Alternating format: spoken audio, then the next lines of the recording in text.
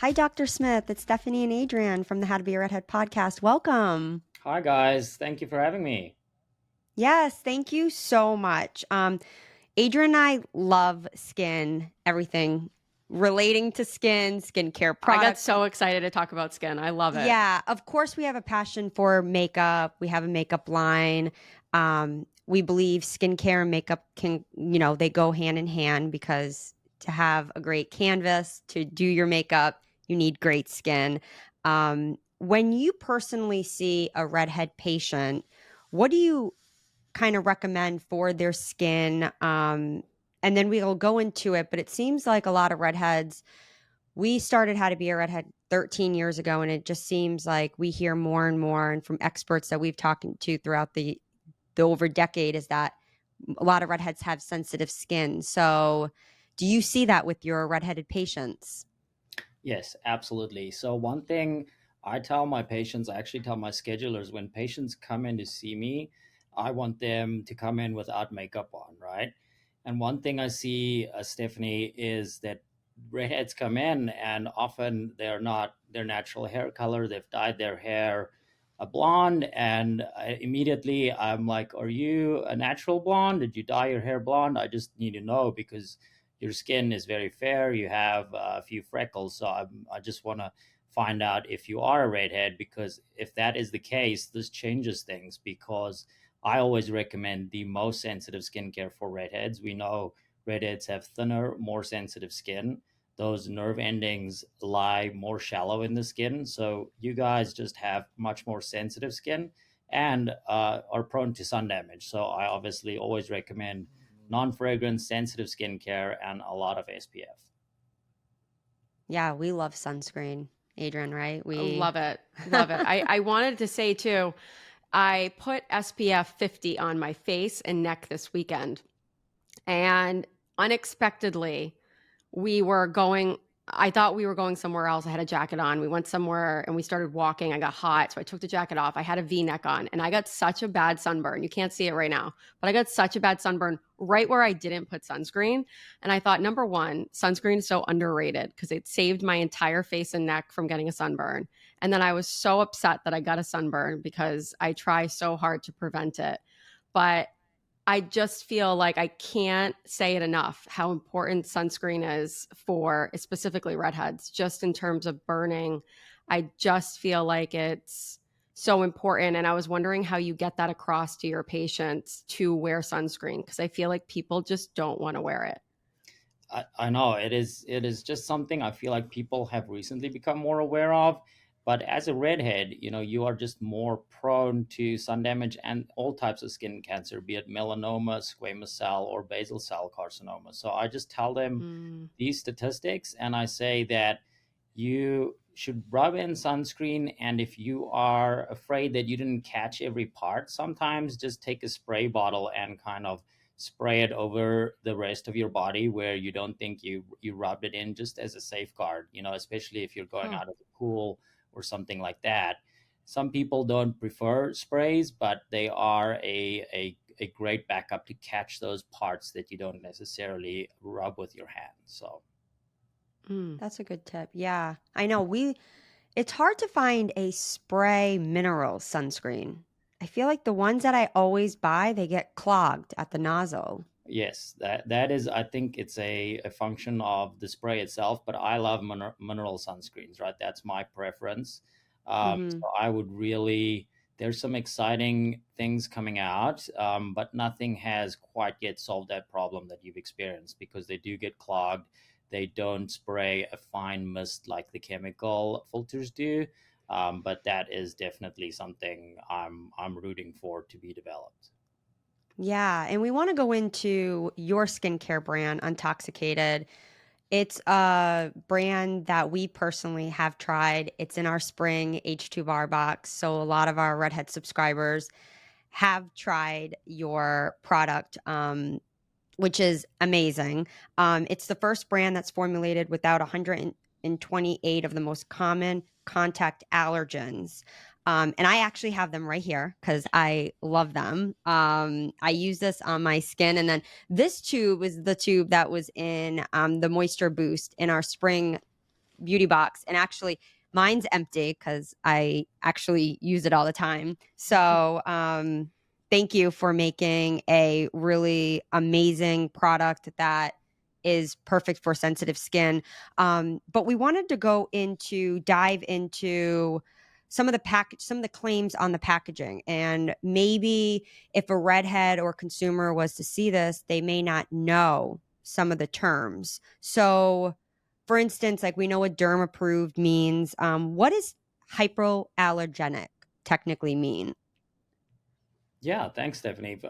Thanks for that great feedback. I'm glad you like the products. Yes, those claims, we were very specific on what we put on our bottles, and we went back and forth between the term hypoallergenic just because it is used by a lot of brands and sometimes, often incorrectly because it's not a standardized or an FDA approved term. Though it is recommended if you put hypoallergenic on your product, you have done some type of testing to prove that this product doesn't cause frequent allergic reactions. And the most common way brands go about this is they do something called human repeat insult patch testing, where you put a product on a piece of skin and you occlude it, and you do this repetitively for a period of up to a month to see if a reaction develops. Now, this is also not standardized, so you can pick 5 patients, you can pick 10 patients, you Oh, can okay. you can cherry pick patients that do not have sensitive skin, that have the most robust skin, and you can say, yes, we tested our product, it passed, it is hypoallergenic. What we do at Untoxicated, and what the NEA, the National Eczema Association, also recommends, is you should specifically test on more than 50 patients that have sensitive skin, meaning Mm. really sensitive skin, Fitzpatrick 1 and 2 type skin tones. And then you test it on 50 subjects that are kind of control subjects with normal, regular skin. And you are not allowed to have one reaction in either group if you are going to apply for an NEA seal, or for you to really be able to say your product is hypoallergenic. So we did that, and actually we tested more. We did about 70 or 80 people in the sensitive panel and 60 in the non-sensitive for each of our products. So we made sure that we can back up that claim. And it's unfortunate that it is not a claim that is, regulated by the FDA. Mm. So some brands say Yeah. that, and it doesn't carry as much water as when other brands do. Okay. And I did want to go back to what you said with the Fitzpatrick 1 and 2. For redheads that are listening and they're kind of clueless about that term, or they may not know, am I that? What is that term? Definitely used a lot in the dermatology world. And then how can they find out if they do have that? It's a great question. So the Fitzpatrick scale basically grades your skin from 1 to 5, basically on how easily your skin burns in the sun. Basically, a Fitzpatrick type 1 person has the most fair skin, and almost immediately after strong sun exposure, you turn red and burn slightly. And then Okay. Fitzpatrick type 2 is a little less fair, but they also generally do not tan. So if you do not really tan, you are either Fitzpatrick 1 or 2. And I would say that 80 to 90% of redheads fall into those two, the most fair skin tones. And Okay. those two skin tones are just more sensitive. Your skin is thinner, so as you go up in the Fitzpatrick scale from 1, 2, 3, 4, the skin gradually gets thicker. So a Fitzpatrick type 1 person has the most sensitive, thinnest skin you can find. Okay. And I'm curious too, of course, teaming up with your skincare brand for our beauty box, we did so much research about the brand. But for our listeners that are wondering, you being in the skincare world as a professional, obviously you've tried a bunch of skincare products, techniques, treatments, everything that's probably out there on the market. What made you then decide, as a doctor, I want to create my own line? Was it just products weren't doing it for you, like in your practice? How was that? Yeah, how did it come about? So, Stephanie, it actually came about from the patients that came to see me and my Oh, okay. education, with what my patients were Mm. telling me. So, dermatologists were sending patients to me while I was practicing at the Cleveland Clinic saying, this patient has really sensitive skin. They're getting rashes or contact dermatitis from their personal care products. So I switched them over to the most sensitive dermatologist recommended brands out there, right? The things such as the CeraVes and the Neutrogenas and Cetaphils of the Mm-hmm. world, Hmm. but they are still experiencing irritation, sensitivity, or their skin might be getting worse. And then over a period of time, more and more of these patients came to see me, and I started to realize that in these derm recommended brands, there were ingredients, mainly contact allergens and irritants, that were still present and have been present for 1 or 2 decades. Sometimes reformulations happen, but very rarely does it happen over a whole brand. So patients would ask me what brand is completely, you know, free of these common allergens that is safe for anybody with sensitive skin just to buy. And I said, there's not one specific brand. There are Mm. some products from CeraVe that are good. There are some products from Vanny Cream that are good, but as a Yeah. whole brand, several of their products have allergens and irritants in, and I Mm. wanted to create a brand without those. Wow. Wow. Yeah. And that's why the name is Untoxicated too, because Yeah. it really describes what it is. Exactly. Yeah. Yeah. And I love on the back, you list the ingredients and then what the ingredient is, because I think as a consumer, like I don't know what some of these words are, but then you look over and you're like, oh, okay, that's a moisturizer or that's a hydrator. Like it really simplifies things. And really for Adrian and I, not in the science world, it really does just clarify and dumbs it down, really. And it's nice to have on packaging, so then you're not wondering, what am I putting on my skin? And there's no questions. Exactly. This was very important to us to be transparent and just list all Yeah. the ingredients in there. And some people are told by their doctors, look, you should avoid propylene glycol. And then they look at these ingredient labels. They're in such a small Mm. font, they're squished together, they can hardly find anything. We wanted to be sure we put our ingredients out there. If you know you're sensitive to something, which is unlikely in our products, you will see it there and you will see why it's in there, what exactly it's doing. Mm-hmm. So you can see that none of our ingredients are just in there as fillers or that are unnecessary to be in that formula.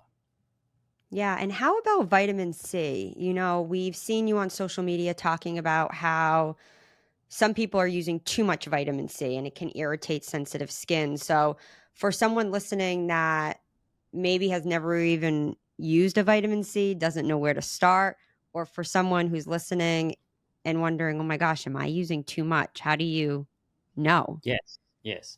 Yeah, vitamin C is very popular ingredient. I'd say it ranks up there with hyaluronic Hmm. acid as Acid. Totally. supplements Yeah.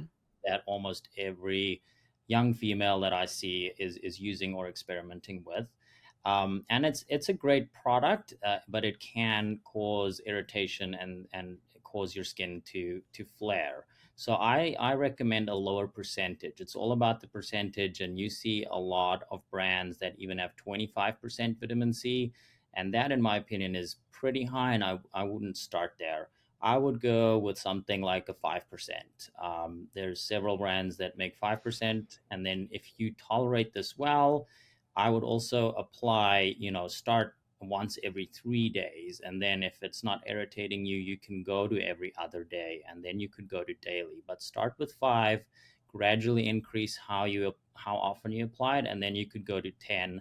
I honestly don't think you need 20%, but some people that don't have sensitive skin can tolerate 20% just fine. It's honestly about your own skin's makeup. Yeah. So the Yeah. gradualness is sort of like a retinol, I was thinking that. Oh, Yeah. 100%. like how you can start and then you can do eventually every night, but starting once or twice a week, right? Because Yeah, that's retinol can be very, Adrian and I, like, I've experienced I peeling. can't, it's really hard for me. I know we recently, we had a retinol in our beauty box a couple months ago, and it Yeah. was a big educator for our audience because, if you just decide one night, I'm going to just put on retinol and you're going to have little breakouts and it's going to be really irritated. I was also thinking about how funny skin is because my husband, who is a redhead, doesn't really have that much of sensitive skin. I want to say like I'm more sensitive than him. And he loves retinol and he has trained his skin to use it. But vitamin C always makes his skin peel. Hmm. Is that common to have peeling skin with vitamin C? I mean, maybe he's using too much. That might be the problem. Exactly. It's less common, but it's definitely a concentration thing. So even if it is a 5%, maybe it's 5% that is not spaced out correctly. Maybe he should really start with once a week, right? Okay. So there are people though, and I would say this is the minority that just cannot tolerate vitamin C. Their skin is just that sensitive. So as a brand, Untoxicated is here really for extreme sensitive skin. So even though I do think that that is a helpful skincare ingredient, you won't really see it from Untoxicated because we want to just help your skin recover, and then you can experiment with actives, and it plays well with anything you want to try with it. But your Yeah. comment on retinoids, I really love, Stephanie, because I made a video on our social channel about that too. Is the starting with adapalene is honestly my favorite. That's different, that you can buy over the counter. It is a form of Oh, okay. retinoid that is a lot more gentle. And even Yep. if you have sensitive skin, you can react to adapalene. And then I recommend something called the sandwich method, where you apply a thin layer of lotion on your skin all over. You apply a pea-sized amount of adapalene all over your skin, and then you apply a thin layer of lotion on top. So it protects your skin a little bit from that retinoid on first exposure. And it's over Oh, the counter? Yep, you can buy it under the brand name Different. They sell many other generic okay. names, but yeah, adapalene. If you are diving into retinoids, especially if you're a redhead, I would start there. Okay. Wow. Okay. And I was wondering too, I always love to ask a professional this, but what do you do for your skincare? I am a very basic skincare guy. So I use obviously our products. I use a Mm-hmm. water-based gel cleanser, which is our Mm-hmm. cleanser. And Yep. then I follow in the winter with a thicker cream. So I love creams with an occlusive in there, something like a dimethicone or a petrolatum, to really lock in that Mm. moisture in the winter. And it's a bonus if it's got ceramides and hyaluronic acid and some ingredients that pull water into the skin and keep it in the skin. So then I do my cream, or in the summer, I do a lighter lotion, just because in the summer you don't want to be sweating through a thicker cream, which can cause some breakouts. And then Mm. I follow that with a mineral sunscreen. So I have a couple that I like, but some days I just use a stick, mineral sunscreen stick, because it has the least ingredients in. But if you go to the beach and things, those don't always give the best coverage. Then I just do a mineral based cream or lotion. I love a Wow. stick. I have a 3-year-old son, and I keep a stick near his Yes. little cup holder in the car seat, and he knows every morning, especially now that it's spring, the warm season's coming. He puts it all over his face before school. Now he doesn't rub Oh, it in that well, but I have to look back like at a stoplight and be like, okay, time to put your sunscreen on, because school will eventually reapply, but you have to apply.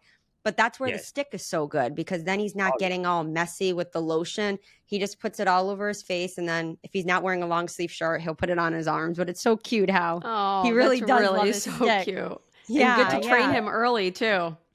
Yeah. I yeah. always tell him, I say, sunscreen's your best friend. And then I say that the dentist is his teeth's best friend, but it's good to associate because he understands what a best friend is. So he's like, oh, okay. And I think I love Stephanie also she had horrible Horrible sunburns when she was a sunburns. kid. So Yeah. Steph, I'm sure you're trying to prevent that from Yeah. I happening. don't want Yeah. him to have to soak in a a camel what was Oatmeal the bath. Aveeno oatmeal baths that we had Yeah. to like on the reg with our mom. She would just on the weekends it would be like, oh, okay, you got a sunburn, go in the bathtub. It wasn't. I don't want my kids to have to experience that because The pain. And then you remember we talked about this numerous times, Adrian, as a redhead too. You remember your worst sunburn. And for me, I know exactly. We were in California. It was a cloudy day. I didn't put sunscreen on and I got the worst sunburn ever. And I will never forget that. But I remember how embarrassed I was too to go to school like days later and it was still peeling and it was horrible. And yeah, so now sunscreen makes me think of there's a lot of misinformation on especially TikTok, people saying sunscreen doesn't work, don't wear sunscreen. And it makes me I don't like that. I Yeah. don't understand that. Yes. You as a doctor, does that irritate you? It really annoys Like me. you want to scream at yeah. It drives me up the wall, honestly, because there's a lot of fear mongering going on in skincare and cosmetics in general. And look, I think there are bad ingredients, but as a whole, SPF and sunscreen are one of the safest things that you can apply on your skin. There are the chemical filters that have, been linked to allergies, and yes, they absorb into the bloodstream, but studies have shown that they protect you from skin cancer, be it a mineral or a chemical based sunscreen. So they are important. And if you don't like the white cast that unfortunately mineral sunscreens do impart sometimes, then apply a chemical sunscreen. And the FDA looks into these things, and if there is a sunscreen on sale in the US, sunscreens do go through very rigorous testing that is regulated by the FDA because it is an OTC medication of sorts. So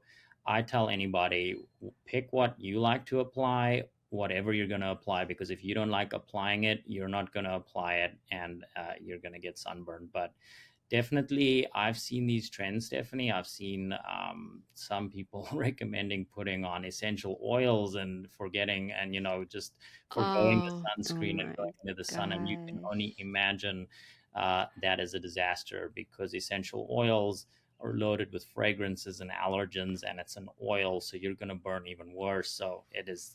I've actually seen a patient like that, and it's not good. Redheads, have you heard? We aired on ABC's Shark Tank, episode 14, season 15. We are busy developing products and continuing to grow this incredible redhead lifestyle brand. Check out our mascara and eyebrow products in red hot shades, hair care, merch, lifestyle items, and so much more. Redheads, we can now rejoice. Finally, there are products for us. Use code podcast to get 15% off your next purchase. Shop at shop.howtobearedhead.com. I actually, last summer, I couldn't believe this, being the co-founder of How to Be a Redhead, like we know about skincare, and we've talked to dozens and dozens of dermatologists, and we understand, and we just growing up and experiencing, especially all of our bad sunburns, how important it is. But someone very close to me, I won't say who it is, I was very surprised. She doesn't put sunscreen on any of her children because of this whole fad that's going on. So we were out, it was like middle of the summer, and she told me that she believes that her kids are naturally immune to sunburns because of all of the previous sunburns that her kids have experienced. And I was just listening, like, that's crazy. And then that day happened to be like a cloudy day, kind of like the one you're experiencing that you were sharing stuff. Yeah. And her kids and her got so burned like lobsters, like as red as our logo. And she's like, I guess they're not immune. I guess we're not immune. And I couldn't believe it, because I just thought, there's so much misinformation going on online. It's so hard to know. And I think a lot of people out of fear think, well, it's better to just not do it. It's better to just not put it on then. But I think in this case, when it comes to skin cancer and how severe it can be and how life-threatening it can be, it's so essential to wear sunscreen and just reapply. Like, what can you lose by keeping your skin from not burning? Absolutely, Adrian. And I see that all the time, that people come in and they're saying, I'm on my way to Florida, so I'm getting a bit of a base tan to protect myself. There's nothing like a base tan that affects you. I mean, a tan Yeah. is a sunburn that turned into a little bit of browner skin. So, I mean, Yeah. you should honestly be applying it before you walk out of the house every day, be it the middle of winter in Cleveland where I live, I still put it on every day. So, You do in the middle of the winter. See, I need to be better about that myself. yeah. That's so awesome. And I was wondering, talking about fads too. I have been so, I didn't really start, Steph. I want to say like we have always loved skincare because our mom loves skincare. So we were Mm. doing our skincare. We probably got into it in high school, definitely in college, and definitely into our 20s. But I see that there's a huge fad. I saw like Sephora reported that most of their Teens. skincare, yeah, it's teenagers, even like preteens, like 8, 9, Yeah. 10, all the way up to like 14, are actually the big purchasers of skincare at Sephora. Yeah, So I was wondering, they grow up so I was early. right. I was wondering, do you need hyaluronic acid? I mean, I don't think it can hurt, but what do you think as a doctor about, maybe like a 10-year-old spending all of this time doing their skincare? Yes, I absolutely I saw this trend and it really irked me because a preteen, especially a 10-year-old, their skin is developing and it does not need any actives, meaning even Oh, serums and things like that. You can use skincare with ingredients like ceramides and hyaluronic acid added in, but using serums and vitamin C and even retinoids, I would not go there unless you are in your mid-teens. And the problem with these Sephora trends is the kids are buying premium brands such as Drunk mm, Elephant and things that are made for adults, Yeah. and hmm they work well on some adults. But their one moisturizer I looked at that was featured and actually recommended by the brand had 59 ingredients and that honestly is just a recipe to develop skin allergies because you develop skin allergies cumulatively by your lifelong exposure. And if you are 10 and applying something with 60 ingredients in, it's only a matter of Oh my time before you gosh. become allergic to one of them. Wow. That is That is so, so that interesting. is So you'll so eventually interesting. be the body becomes allergic. Yes. So And for Wow. that redheads who are really sensitive already, you're really Adding like like fire cherry on to the, exactly. top. yeah. Yeah. Yeah. So skin Wow. allergies or contact dermatitis affects redheads and fair skinned people at the highest rate of the population. So redheads have thin skin and allergens penetrate easily. And you may be using a product for 5 years and you have absolutely no issue with it. And then suddenly you would not be able to apply that and you would get a horrible rash every time you use it. So Mm, that's why using mm, skincare with the least amount of ingredients in is the name of the game. That's why Untoxicated is formulated just with what you need right. and less than 14 ingredients. Yeah. Wow. Wow. That is wow. And then speaking of trends, so some people like to put their skincare products in their fridge and freezer. And you're not a fan. We saw this. In your opinion, what can go in the fridge, or is it all products should just be avoided and only stick to food in the Yeah, fridge? your product should be adequately preserved by the brand that creates them, so you don't have to worry about keeping it in the fridge. Some people keep it in the fridge because they like the sensation on their Mm, skin.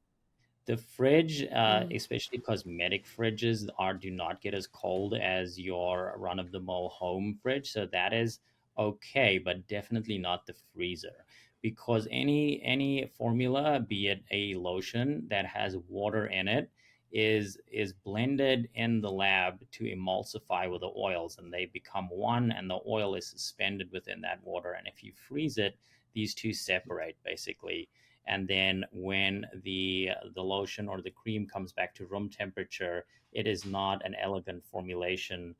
It is actually not how the manufacturer wanted you to use it, and it can actually mm. cause a lot of problems, and it can actually then cause mold to grow in a pool of water that is laying on top of your cosmetic, because even the preservative isn't equally distributed through the formula.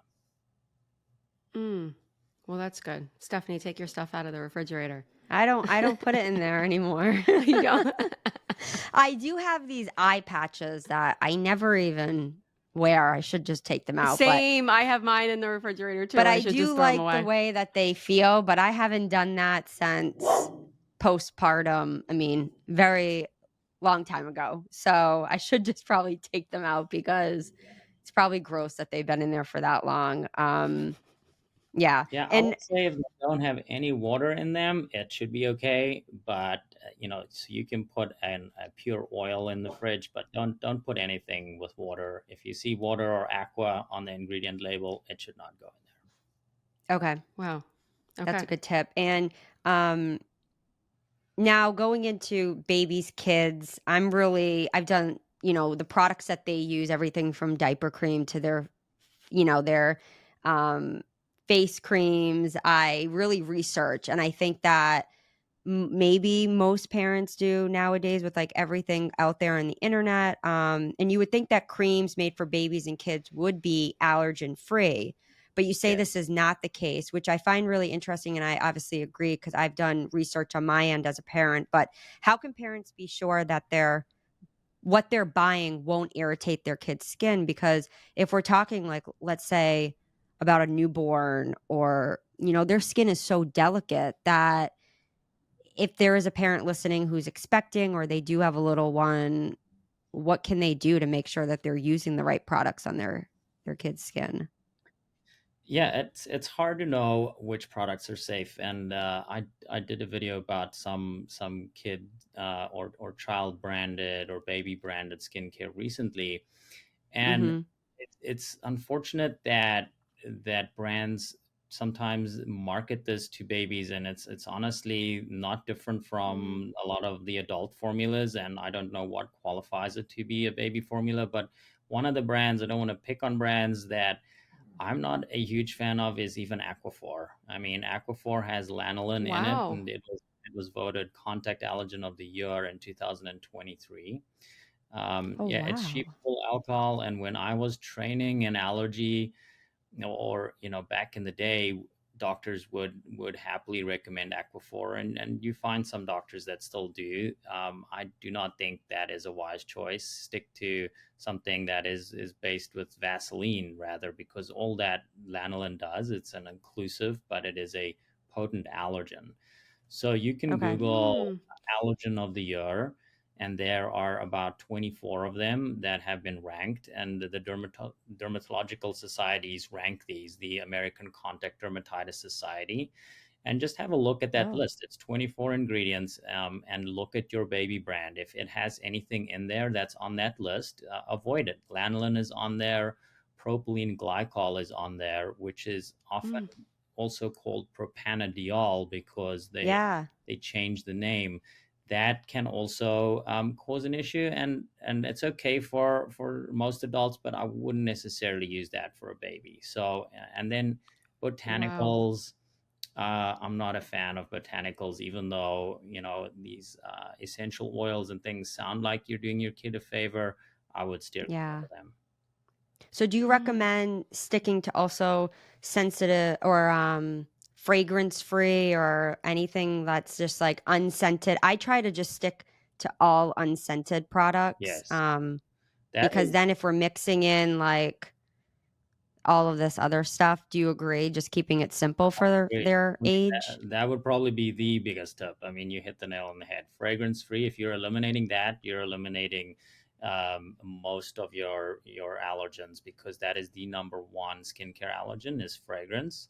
They often occur. They're written on the back as fragrance mix 1, fragrance mix 2, or masking fragrance. That doesn't sound very nebulous, Mm. but it is a fragrance. Or when they put natural fragrance, or sometimes they just put, it's hard for consumers because they may just put the word linalool, and you don't know what that means, but that is a citrus based fragrance that is actually a very potent allergen. When you're looking for a product that does not have fragrance in, do not look for the term unscented, because that could still contain some fragrance. Look for something that says fragrance free or no fragrance. Then you are confident that it is not got a fragrance in it. And what, for listeners who are wondering, how do I know if I'm allergic to an ingredient? Because you obviously being a board certified allergist, is it just with your reaction to a product and an ingredient on the skin? So if you apply something,